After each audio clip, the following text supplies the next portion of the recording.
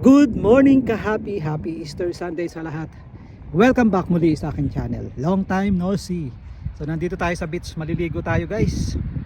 Maghanap tayo ng ano rito, egg, kasi Easter Sunday nga pala ngayon. So happy Easter Sunday sa ating mga kapatid around the world.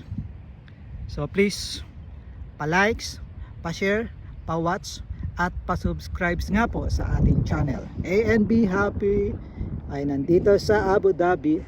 Ano yan, maganda mag-ano dyan, water sports.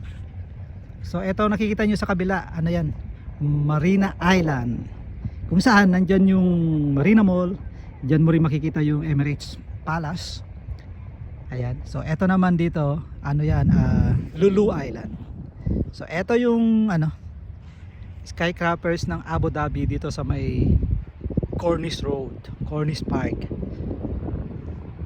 So itong kinakatayo nating beach, ano pa to, underdeveloped pa lang to. Pero banda dun sa dulo dyan, banda dyan, may mga private beach. May entrance fee kasi may cottages, may palm trees, may mga facilities or amenities na para sa pampaligo. Saka maganda kasi may mga ornamental plants, may gardens, ganun, banda dyan. May mga hotels din dyan. So ayan, diba? Ang ganda. Ang sarap maligo kasi hindi masyadong mainit, makulimlim yung panahon. Ayun, may ibon dun. Ano ba tawag dun sa ibon na yun? Albatros? Ewan ko kung kita rito. Eto, ano tong red flag na yan? May red flag dito tapos walang tao. Ewan ko, baka bawal maligo rito.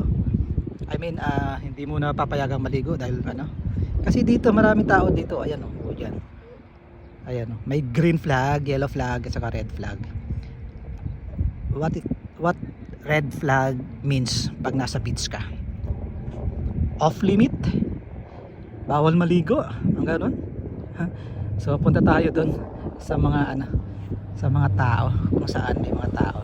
Okay guys, let's go. Maraming salamat po sa pag subscribe, panonood, pag like and share sa aking video. Like and share pero walang nagla-like and walang nag-share. Thank you guys. Happy Sunday sa ating lahat. Happy Eastern Sunday sa ating lahat.